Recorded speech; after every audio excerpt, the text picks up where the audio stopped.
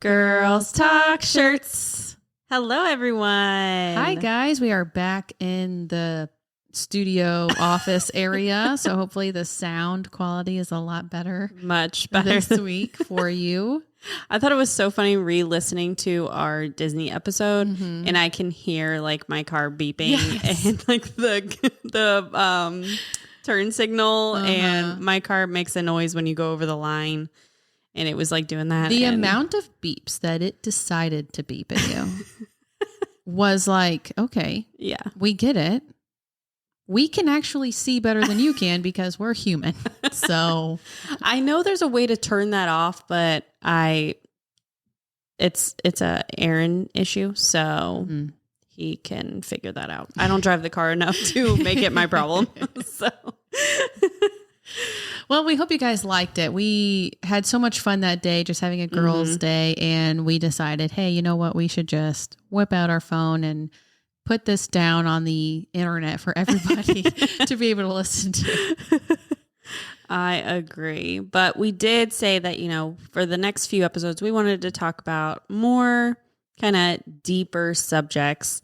And this is going to be the first of those episodes. Yes. And we wanted to talk a little bit about postpartum depression, which is crazy how many people deal with this. But it was something I know from me personally. This is Savannah, by the way. Something that I did deal with, but I dealt with it very quietly.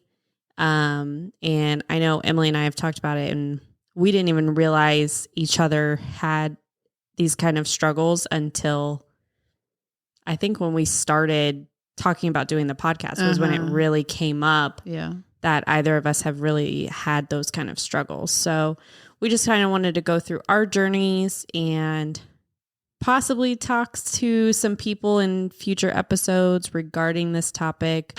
But yeah, so I have been working my little stay-at-home mom booty off, trying to email different people to get them to come in and talk with us. As important as I think it is just for us to talk about our personal experiences, I think it's just as important to have an actual professional be able to talk to us about it, to give like actual insight on it and what, and not just postpartum depression. We know that postpartum anxiety is a thing, and like disassociation type of issues, and other things like infertility and different things like that. We would love to be able to talk to an actual professional, and I am trying my darndest to find somebody who is willing and able to come and talk with us. So hopefully within the next few episodes, we are going to have somebody on here. I have somebody that's kind of on the line trying to reel them in. But yeah, so please stick around and look out for those episodes. But today we are going to just talk about our own personal experiences with postpartum depression. And I just I'll start for a little bit. Yeah. I feel like I was very fortunate in not really having that rough of a time after having any of my kids. I'll start with just after having Atticus, just because he was my first.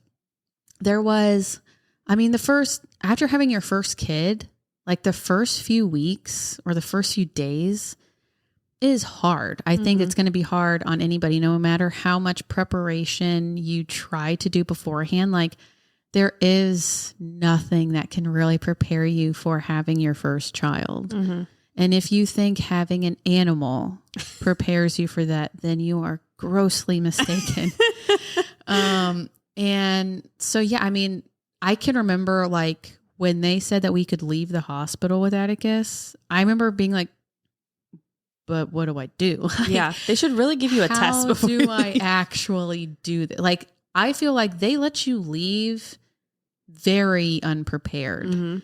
But he was a great baby, still is, a great kid.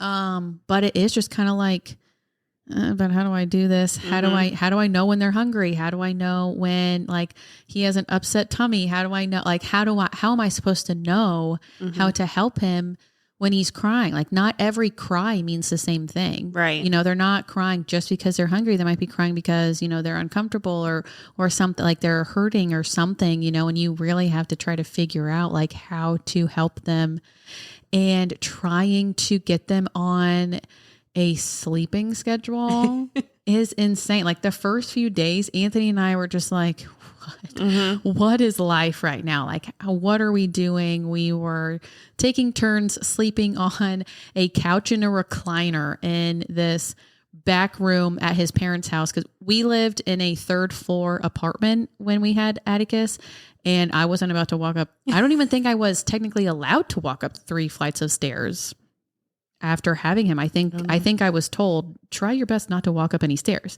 So we stayed with Anthony's parents for I think like a week or 2 while I could try to heal. And so we were in like this back room at their house, just trying to figure out, well, how do we get this kid to go to sleep? You know, like, cause we're tired and he doesn't seem to be as tired as we are. And which makes sense knowing him now. He's a live wire, that guy.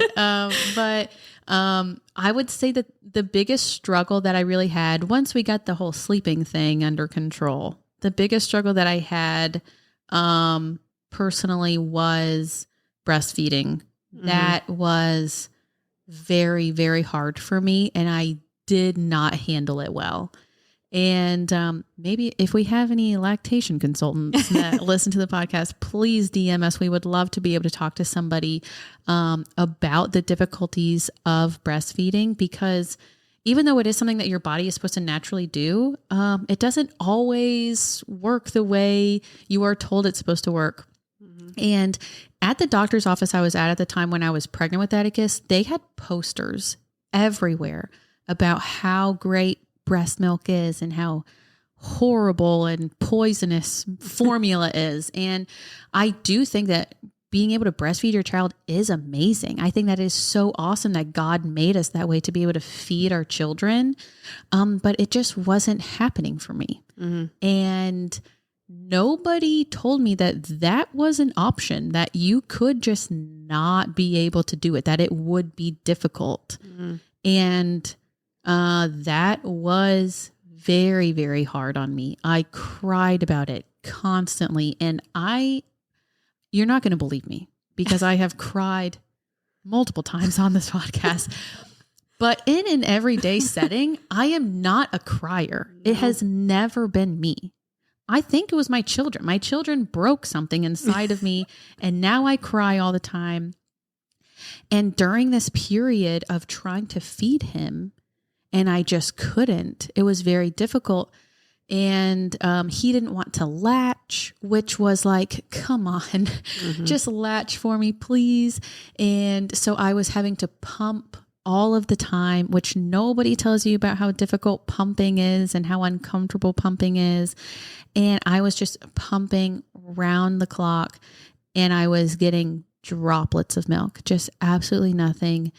And I was just determined to try to do breast milk and to not use formula, even though my pediatrician was telling me to supplement with it. I was just like, no, like, I can do this. I am his mom. Like, I should be able to do this. I am his mother. This is the thing. This is the one thing that I am supposed to be able to do. And I just couldn't do it. And it was a real struggle. He lost a lot of weight there at the beginning. And that is what really pushed me to be like, okay, we need to start supplementing. And then formula, it was just so much more convenient and so much easier. And anybody and everybody could help me feed him. It wasn't just all on my shoulders. And once I really let that go, it was like a literal weight taken off my shoulders. And then everything was a lot better. And then that was really the last thing that I struggled with. I didn't have any other real difficulties with Atticus. He started sleeping through the night very early on, at like 8 weeks. Very fortunate. But yeah, so other than struggling with my ability to produce breast milk, everything else was hunky dory with him. And then same goes for my other two children. I did not even bother trying to breastfeed my other children, which I know that is very controversial. I know that there are a lot of people that are just all for breast milk. And I want you to know I am for breast milk. If you can do it, then do it. Like, I don't think that it's bad. I don't think it's wrong. Like, do it. I think that is amazing. Mm-hmm. But if you can't, if you are struggling, like if you're not able to produce enough, like that's okay too. Yeah, like, that is okay. Don't let anybody tell you otherwise, because it doesn't mean that you are a bad mom, which is something that I so struggled with. I thought that it meant that I was failing at being a mom, and that was really difficult for me to move past. But if I would have tried to continue to breastfeed, Atticus would have been considered failure to thrive because of how much weight he was losing. And then his organs would have slowly started shutting down. And then who knows? I mean, I don't even want to think about what could have possibly happened to him if I just would have like really stuck to my guns and like, no, I have to do breast milk. That's the only way. Who knows what his life would look like. Formula really saved him from me to do that. And I know that there are other options. There are places that you can like find like women who have like donated milk and whatnot. And I do think like, if you are able to find something like that because you only want to use breast milk, then do it. Like that's great. But also formula is also good and a lifesaver, at least for me and my children. Yeah.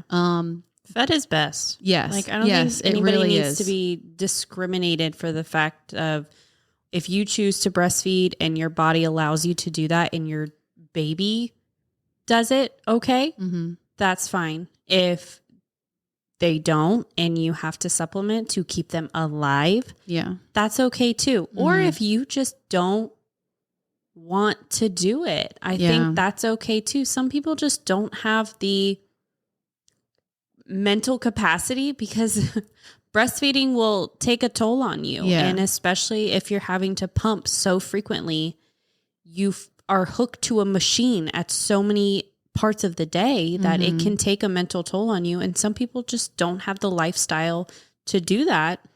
And that's okay too. Like, for one, if it's not your kid, it has absolutely no effect on you. Yeah. And so fed is best. Yes. Do whatever you and your family need to do. Yes, I agree. So that is my story. I'm sorry it's not, like I'm just pouring like tea all over the place for you guys to find out about my life. I think I have said it a couple times now, but really just being pregnant is the part that is really bad for me and where actual depression sets in. Not being pregnant is where I thrive. So yeah, I love every stage of, after pregnancy, the baby stage, like the newborn stage. Oh my gosh, I love it. And then as they start growing, I love where all my kids are at right now. So yeah, like actually doing the mom part is great. The growing part is what, I don't know if I was, designed to do that. But, yeah, I have really loved every minute of actually raising my kids. And I could do that all day. Right. I can do the newborn and baby stuff all day long. It doesn't bother me. And I mean, I do think I have just been overly blessed with really great babies. All of my babies have been amazing. So that probably really helps. I don't know how everybody else's kids are, but my kids have been really, really great. Have they grown up to get little attitudes and opinions? Yes. Yes, they have. But as babies, fantastic. Wouldn't trade them for the world. So now that I have shared my side, now Savannah, I open the floor for you. Oh, thank you. So when I'm kind of the opposite as you, because I had a wonderful pregnancy. I did not get sick at all. I think I felt nauseous at like one point when I was first pregnant, but overall the pregnancy was fantastic. I didn't gain a crazy amount of weight. Everything was good. I wasn't sick. The only bad part of my pregnancy was I got this like cold for like 4 months straight. That was the only aspect. But once I had Gracelyn, my hormones got very out of whack, I'm going to assume. I did get 12 weeks off of work, which was super nice. Aaron was only given a week, but thankfully how his schedule worked out, he was also on his 7 days off when I had her. So he really had close to 2 weeks off with us, which was so helpful. But right off the bat, when having Gracelyn, she did not latch for breastfeeding. And they tried several times and she just wouldn't. They tried giving me this little shield thing to help and it just did not help. And it was over 24 hours until they finally gave me a pump to get something to give her after we had not slept because she was up constantly because They didn't give you a pump like right away? Because they wanted me to keep trying to latch, okay. Which honestly, looking back on it now, it should have just gotten to a point where I just told Aaron, like whether it's 10 o'clock at night, like go get my pump and bring it to me. But I didn't. And finally, like they were like, I put my foot down and I was like, I need to give her something. And so they brought me a pump. I did get some to give her, which was so amazing too. My supply was a lot, like, which was, I was super grateful for. I was super excited about. But again, she wouldn't latch. And, you know, they kept telling me, you know, every single time, like, you need to just try. And, when we first, had Gracelyn, before we got to go home, they were concerned about her bilirubin level. Which for those that don't know, it can cause like, that's what leads to like jaundice and, you know, liver things like that. And the nurse basically had Erin thinking that she was in like liver failure, like that her liver was not developed properly. I don't know where I was, if I was in the shower or the bathroom. This man was fully convinced that like her liver was bad. And so the next day, you know, you go to the pediatrician like the day after you leave. And we went, they checked her bilirubin level and it was bad again. And it was basically because she wasn't getting enough food or breast milk, because when we were at the hospital, I had my supply at that point wasn't like crazy. So they were giving me like a syringe to try to feed her so that she wasn't getting so used to like the nipple on a bottle to still hopefully get her to latch. And so they, again, just like you mentioned, they really don't educate you the way that you, I feel like, should be. And we weren't told how much she was supposed to be having. And so we were not giving her enough. I was making enough, but we were not giving her enough. And when we went to the pediatrician, she told us, like, asked us like how much we were feeding her and how often. We told her and she got this complete worried look on her face. And she's like, that's not even half of what she should be getting, which could have led to why her bilirubin levels were not what they needed to be. And so they told us 24 hours, come back tomorrow, we'll check it again. If it's still not corrected, she will have to go back to the hospital and get like the UV light, like all the things. And so we were really freaked out. So that already started me having these really bad like episodes of just feeling like I'm failing my child, and she's only been in the world for 2 or 3 days and I'm already not doing this right. And, you know, her pediatrician, who is still her pediatrician, she is incredible. Love her. She was very like forthcoming. She was like, this is not because you did something wrong. This was because somebody did not educate you the way that they should have. You know, she tried to get her to latch as well. She was a breastfeeding, like she specialized in that too, I guess. And so she was helping us with that.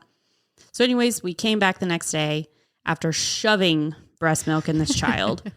And her level was incredible. And so we were obviously very happy about that. But also just the newness of having a baby, like you mentioned, like it's just, you don't know what to do with it most of the time. Like, oh, you're crying. Like, what is it that you want? And I felt like I didn't know what she wanted, and people would be trying to help me, and they're like, okay, well, you know, do you want to feed her? And I'm like, I don't know. Like, is that what I'm supposed to be doing?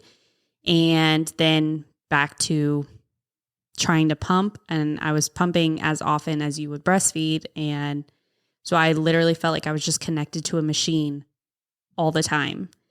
And which pumping was nice because, like you mentioned, like other people could feed the baby. Like it wasn't just put on you, which was nice because like Aaron would get bottles ready for the whole day. Like he would go ahead and measure them out, and we had them, they were good to go to just use. But at the same time, I'm connected to this machine so many hours of the day that it's like I would rather have just been the source that she's getting it from. Yeah. And so that really took a toll on me. And then it got to a point where Aaron had to go back to work, and nobody could help me when I'm trying to pump and also take care of her at the same time. And so I couldn't pump as much as I was. And so then my supply slowly depleted to nothing, basically overnight. Like it was insane to me what my supply was and then how quickly it went away. So then we had to start supplementing because I would still get a little bit. So we would try to just get what I could and just put it in with the formula. And then I just couldn't do it anymore. And so that definitely took a toll on my mental health, just feeling like I had failed once again of not doing what I was built to do for my child. And, you know, Aaron and I were not married when we had Graceland. We were still in the first year of our relationship. And so, you know, when he had to go back to work, it just, I didn't like that I wasn't working, so I wasn't contributing anything. And at one point I had to call and pay for my health insurance because I had run out of like vacation hours from work. So I wasn't even getting paid. I still took the 12 weeks, but I wasn't getting paid. And I had to call to pay for my insurance because I didn't have a paycheck for them to take it out of. And I felt so awful that I had to like call Aaron and tell him like how much I had to pay for this health insurance. And Aaron, just being him, like he was like, you know, it's fine. Like we planned for this, like it's okay. Yeah. But I felt so little and so low because I was like, I can't even help my family financially. I can't help my child by feeding her the way that I wanted to feed her. And then just other stuff that we don't have to go into full detail of, but just people in our lives at that point kind of muddled their way in and just hurt me very hard mentally. And it got to a point where I just cried all the time. And I remember taking Graceland to the doctor at one point because she was just crying all the time. And I took her to the doctor to find out just like there's something wrong with her. And, you know, at each of the doctor's appointments, they give you a piece of paper and it's questions for the mom. And it's like, how often in the last like month have you felt like sad, or do you feel happy as you were before pregnancy or whatever? And you would ask all these questions, and like at the bottom of it, they would tally it up and they would give you like a score or whatever. And I lied on that paper every single time because I was so scared that if I put something on there that said that I was sad or I was unhappy in any way, that they were going to take her away. And I know that that is not rational thinking at all, but that is just where my head was. And so every single one of those papers, I lied. The doctor would come in and ask me how I was, and I would tell her everything's great. I would bring up like the breastfeeding thing to make it seem like I wasn't so like robotic. But I'm like, yeah, you know, that upsets me that like my milk supply went out and we're having a supplement, but you know, she's just so good. And, you know, it had nothing to do with Graceland. Like I would look at this little thing and have so much love for her. But at the same time, I would just think to myself, like, she would probably be better off with somebody else. Like, I'm obviously not good enough to be a mom because I can't even feed her correctly. I can't even ensure that she's getting the nutrition she needs. And then I can't financially support her by myself. I have to rely on my then boyfriend to take care of us. And which is just a horrible way of thinking. But, you know, when your hormones are going all out of whack, you know, you can't help it. But I also thought, you know, people tell you about like baby blues. And I'm like, that's what this is. Like, it's not anything. Like, it's fine. And that's also why I felt like I didn't want to put anything on that paper because I'm like, oh, this is just baby blues. Like, it's fine. Like, I'm not going to tell her I'm having postpartum depression when it's just baby blues. Like, it's okay. Yeah. And then it just kept going and kept going and kept going. And it got better. I would say when she was about, I'd say like 7 or 8 months old is when it kind of calmed down and I was back in school. So it almost seemed like my mental health was turned to that. Yeah. And the stresses of school. So then my brain had no capacity left to be depressed. But yeah, that's kind of like my little spiel, but it was very rough. I did not tell anybody. I didn't tell Aaron. I definitely didn't tell the doctor. Nobody pretty much knew. I just always put on a brave face. And I will say whenever Aaron was around, it was better just because he just brings out a good side of me and a good part of me. So it was better like when he would come home from work, but you know, he works 12 hours and he would leave early in the morning and he would leave or come home late at night. And he worked such crazy hours, like 4 days on, and then would have like a day off and then work nights. And it was the nights that he was gone that would be the hardest. Yeah. And because we would have to he would sleep during the day and then he would go to work at night. And, you know, having to do everything by myself was really hard. But just the aspect of being by myself with her, it would be when I would have all these thoughts of like, you know, she would probably just be better off with somebody else as her mom. And I will say it never got to a dangerous point of where I felt like hurting myself or anything like that. Like it was never to a point where I wasn't doing everything I needed to do like for her. It was just all in my head. Like, you know, like I need to be better. Like, why am I not a better mom?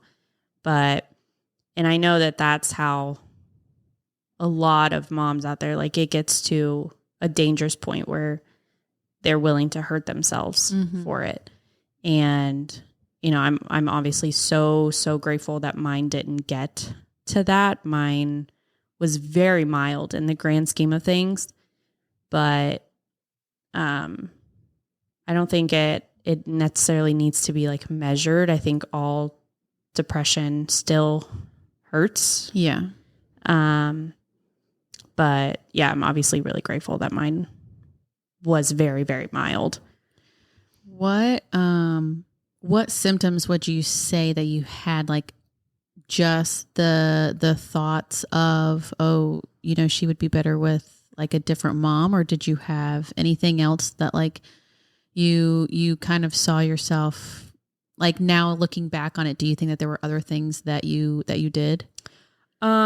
I really didn't want to go anywhere. And I will say part of all of this also has to do with the fact that the world shut down. Yeah.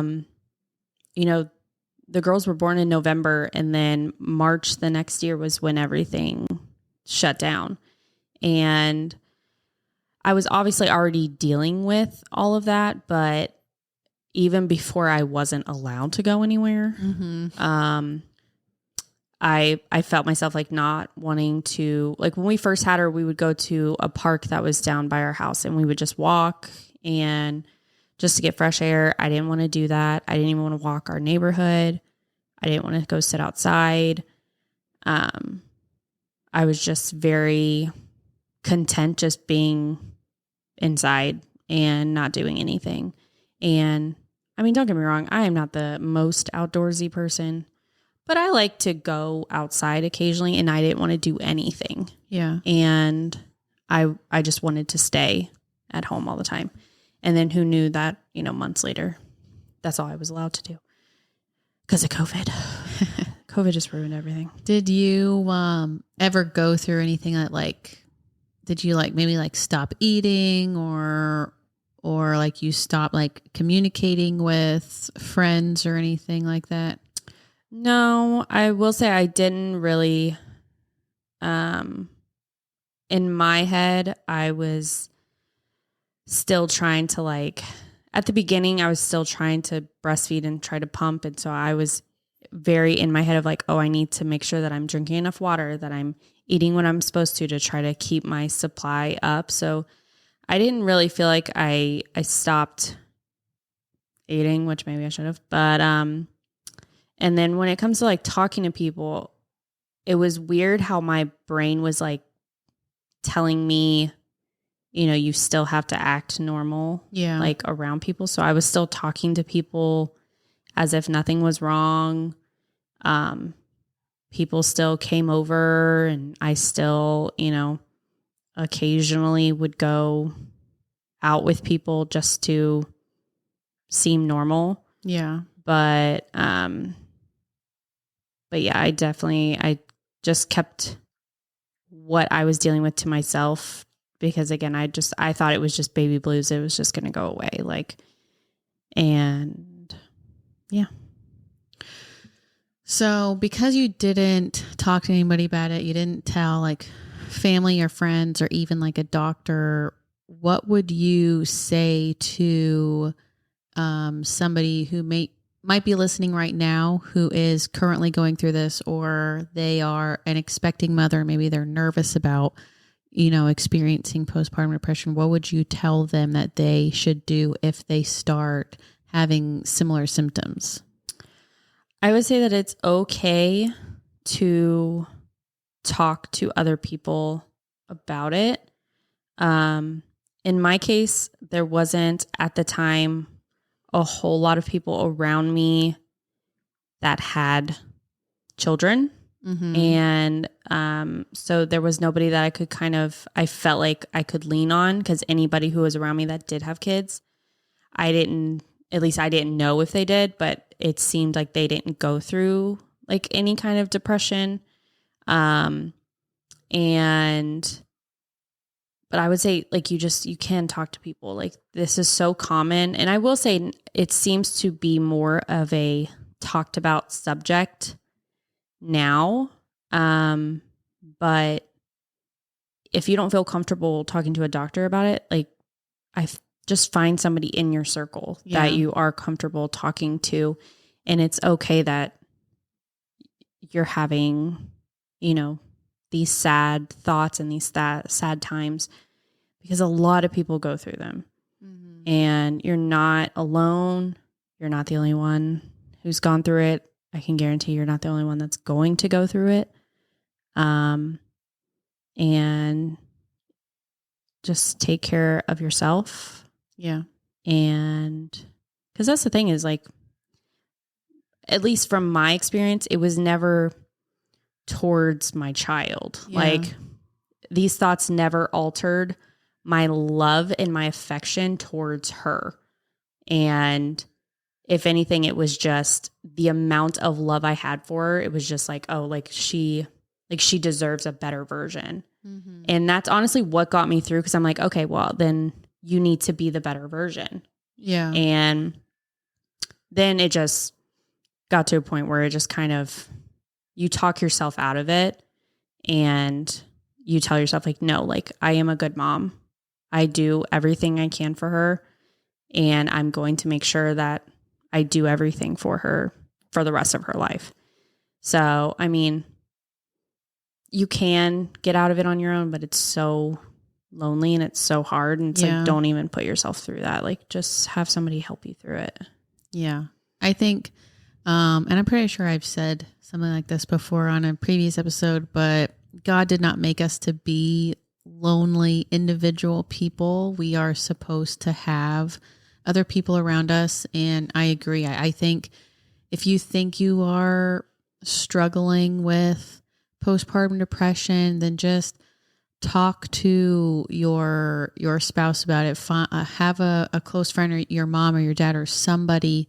It doesn't have to be a doctor or a therapist if you aren't comfortable talking to somebody like that. And I also don't think that it also has to lead to some sort of medication. Mm-hmm. I think maybe in extreme cases, going that route is maybe the better option. But I really do think just having somebody to talk to about what you are feeling and what you are going through, like, that can make all the difference in the world. And now I feel really crappy that I wasn't there for you. I mean, we were going through it all at the exact same time, with our girls. And I'm sorry that I didn't maybe reach out to you and just see how you were doing. That is something that I do try. Like, if I have a friend that has a baby, I do try to ask about the baby, but also ask how they are doing, because it is tough. Even if it is like their second, third, fourth kid, like, your hormones can change. Yeah. Your hormones are all over the place.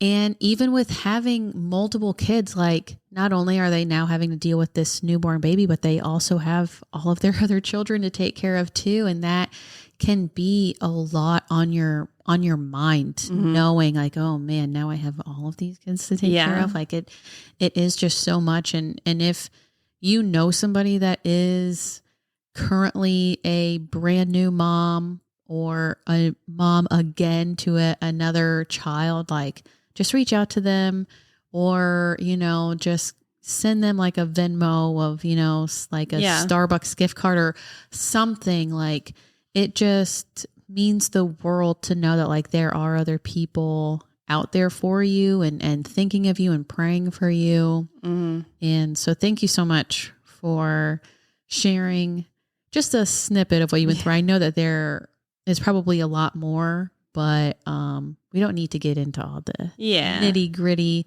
And there was definitely parts that, like I said, I left out that contributed significantly to all of this.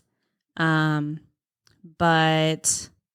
again, we don't need to talk about that. But also, it would be so beneficial, like we were talking about, to have like a therapist or somebody who deals with patients who have depression. I mean, granted, I've never been diagnosed with it, I'm just assuming that that is what I went through. What I went through could have just been what they call baby blues.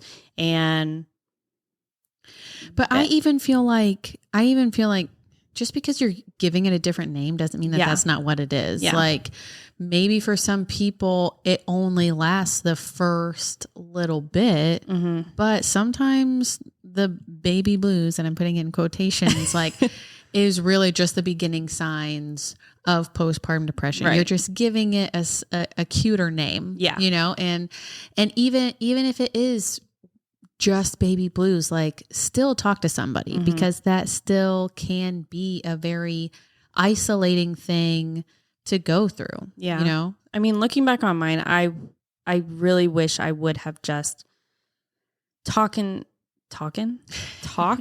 to someone about just how I was feeling. Honestly, I could have easily talked to Aaron. Yeah. And, you know, he has always been super open and letting me talk through my craziness and just get it out of my head. And so looking back on it, I just wish I would have allowed him to help me.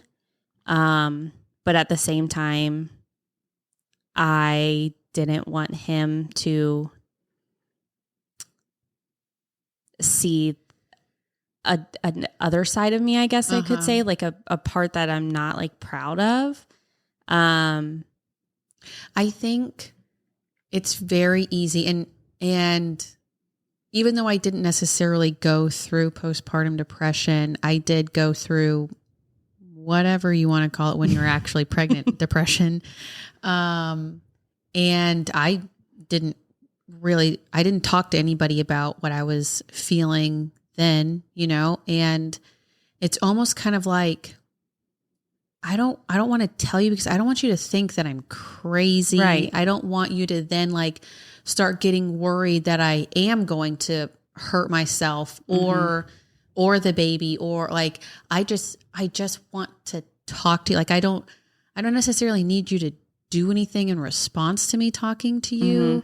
But I also don't want you to look at me any differently as if I am like this crazy person. Like, and I don't know if that's what everybody else feels like in their reservations to talk about it, but I can completely understand that thought process of, oh, if I open up, then you're going to look at me differently. You're not going to see me as the same person that I was 5 seconds ago. Exactly. And that is scary. And that's a very vulnerable position to put yourself into, and to truly open up. That's a lot. I have trust issues. Like I don't need to give you, it's almost like I'm giving you ammunition to use against me. Exactly. Yeah. So, yeah. So I would definitely change how I went about it. If I ever have another baby and feel the same way, I am hoping that I will attack it a different way, not by myself. But we'll see. Yeah. And I mean, even now, like you said, like you were in a different position, like work-wise was a different position. Your marital status was a different position. Like you guys together as a relationship is so much more solid for this hopefully upcoming next time around. Like, so I really do think, that even if you do maybe get some sort of baby blue type of thing going on, I do think you have, a better foundation this time around to help you kind of pick yourself back up. You know? I agree. Yeah. And there's a lot of, like you just said, like there's so many different variables that are so different now. Yeah. That just make for a more positive experience. Yeah. But yeah, it's nothing to be ashamed of. It's nothing to be looked down on.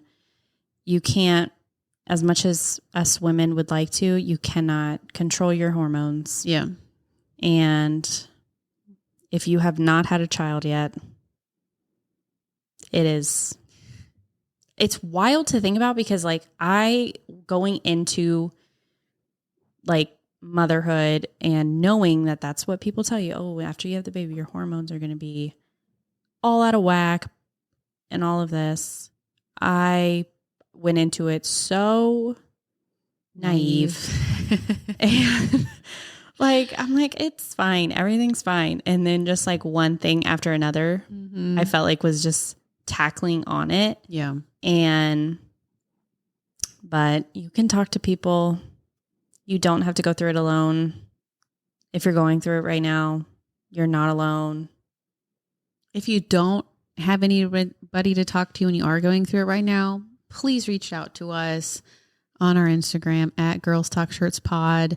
We will be more than happy to talk with you and just let you know that you are seen, you are heard, you are loved, and that you don't have to go through it alone. Right. Well, I think this is a good place to stop. Yeah. Do I have a shirt to talk about today? No, I don't. I'm sorry. We're unprepared. Shirt-wise. You know what we are prepared with? Our Sonic sodas. Yes. Oh my gosh. Let me tell you guys about a sensory experience that I think everybody deserves to have. Go to a Sonic. More importantly, download the app if you want a good deal. It is always happy hour on their app. And what does happy hour mean? Half off. That's right, people. Half off all day long on the app. You go in there. You get yourself a Dr. Pepper. Get it in the large size because honestly, what's the point in getting it any smaller? They do have a size one that's bigger than this. I almost got them. I want to see what it looks like because on the app, it just calls it R22 or something. And I'm just like, I don't know what that means, but I might need to find out. But get yourself a large, like it looks like the large that you could get at like a Chick-fil-A or a McDonald's. Yep. I prefer extra ice in mine. But if you want regular ice, that's fine. Get yourself a Dr. Pepper. Add in some cherry syrup. Extra Cherry syrup. Then get yourself some sweet cream. I wish there was an extra button for the sweet cream. Yeah, the sweet cream only says regular. I don't even think you can make it less than regular on the app.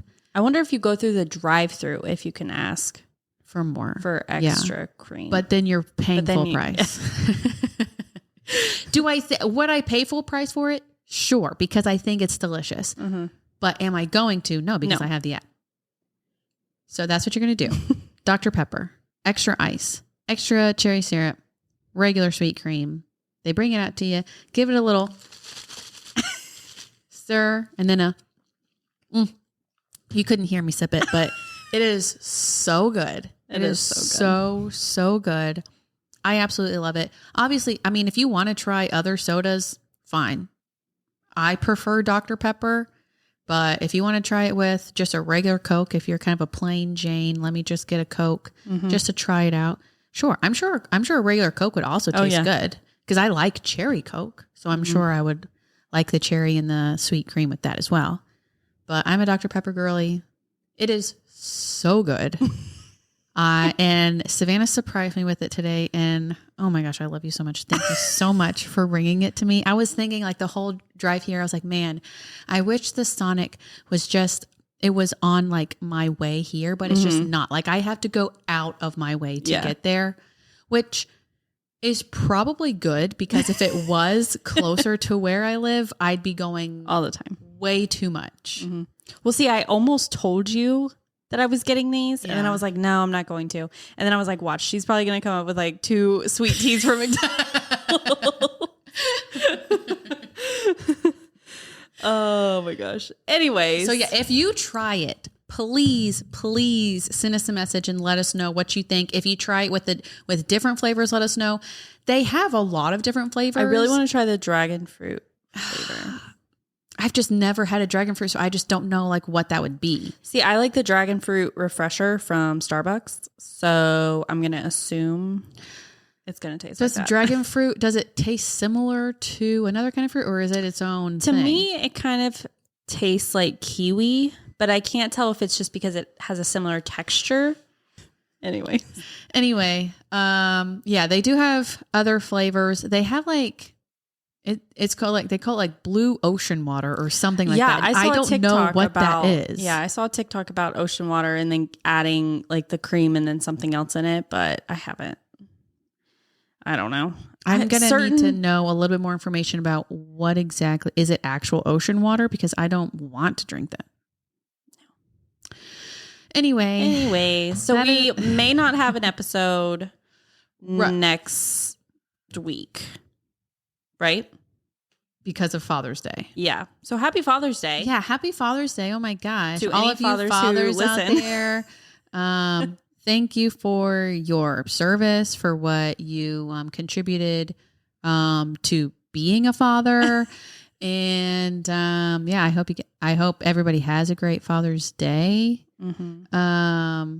Remember that it's Father's Day. I had to remind Savannah that Father's Day was coming up. In my defense, I'm going to be flying home on Father's Day. So, but you know what's great is we're going to see Aaron's dad when we fly back.